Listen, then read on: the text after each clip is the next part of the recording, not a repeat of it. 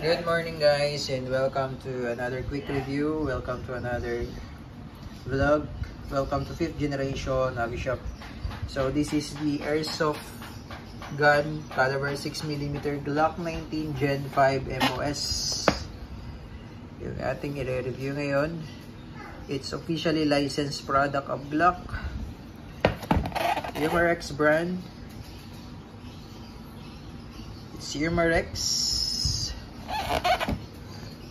Airsoft pistol Glock 19 MOS modular optic system. So it comes with Glock 19 owner's manual, maintenance manual. So it's MOS. So meron siyang kasamang 4 na plate adapter na pwede natin siyang lagyan ng red dot optic.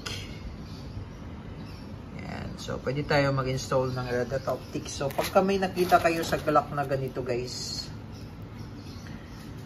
that's MOS. Pero pag walang ganyan, plain lang siya, hindi siya MOS. So, this is Glock 19 MOS. Comes with 2 magazine. So, meron siyang kasamang 18 rounder capacity CO2 magazine. So, it's dual propellant guys. So, pwede siyang green gas. Pwede rin siyang CO2. Ito yung green gas, pwede siyang green gas, pwede rin siyang CO2 cartridge.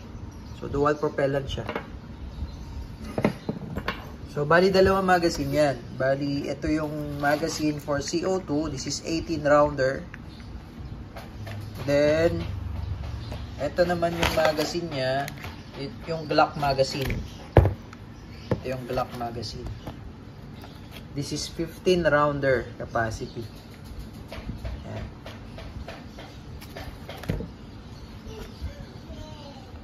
With full markings yan guys. Glock 19 Gen 5 yan oh. Ganda, pulidong pulido yan. With front serrations and rear serrations. Oh.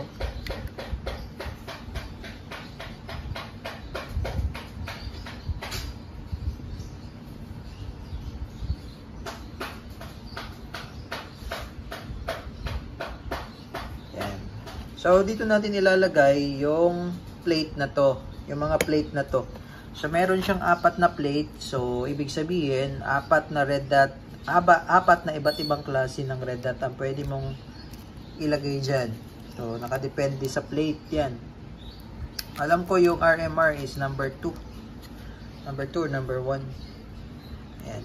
Kasi may mga number yan. Yung plate na yan.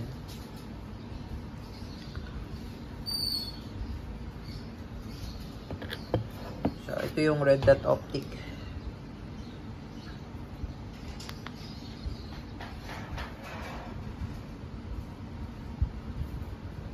Diba? So, adjustable yan. Elevation and windage. So, na-adjust po yan guys. Na-adjust po yan. Nagsisiro din kami na to. Ayan.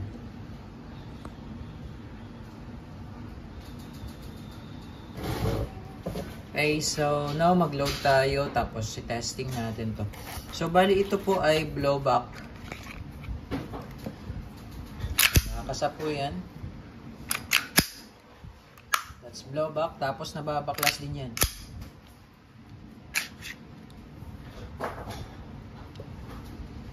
So yan yung internals niya. Adjustable yung hop-up niya.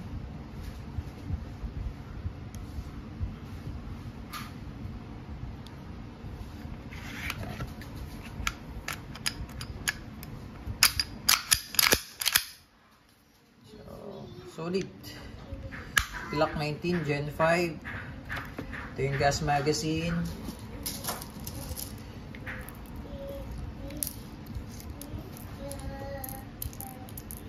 $15 rounder capacity to. Tapos yung CO2 is 18 rounder yun.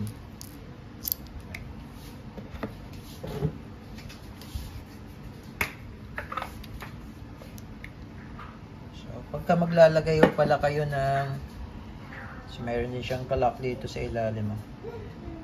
Tatanggalin muna natin yung base pad. Ayan, tapos 3 to 5 seconds lang. Ayan.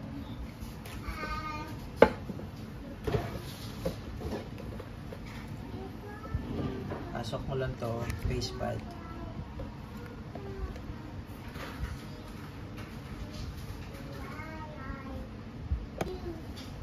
Ayan, so ito yung gas magazine.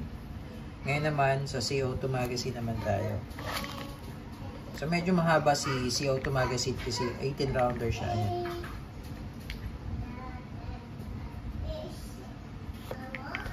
So sa CO2 magazine, agad mo rin yung base pad, tapos meron siyang cap. Pero wala siyang kasamang Allen wrench. Kailanganin nyo po Allen wrench para matanggal natin yung cap. So, ito yung cap nya. Then lagyan lang natin siya ng oil. Ito po yung pinapatakan ko ng oil, itong part na to.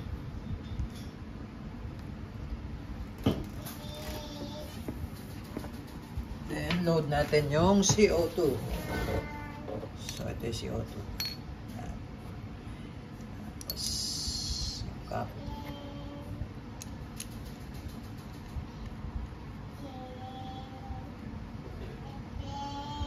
Ayan. Tapos kailangan medyo mabilis lang yung ikot dito.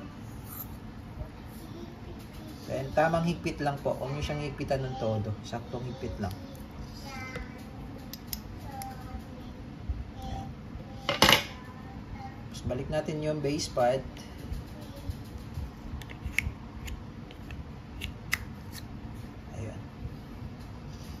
Load tayo ng bala.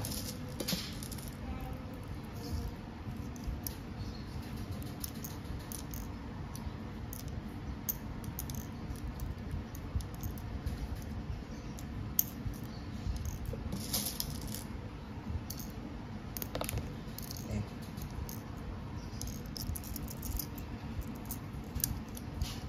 Ayan. Gas magazine, CO2 magazine. So, comes with 2 magazines yan.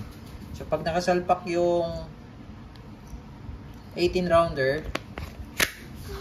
ganyan yung tsura niya. CO2 mag. Pag nakasalpak naman yung gas magazine, 15 rounder, ayan ang itsura niya. Okay, testing. Gas magazine muna, then CO2 magazine.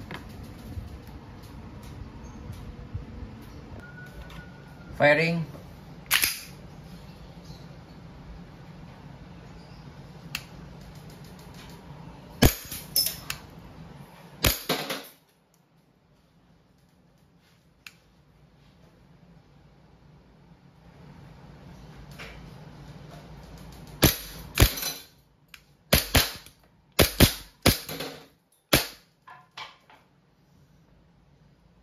Okay, up and slide, yun yung gas magazine. Then insert natin yung CO2 magazine. For the CO2 magazine,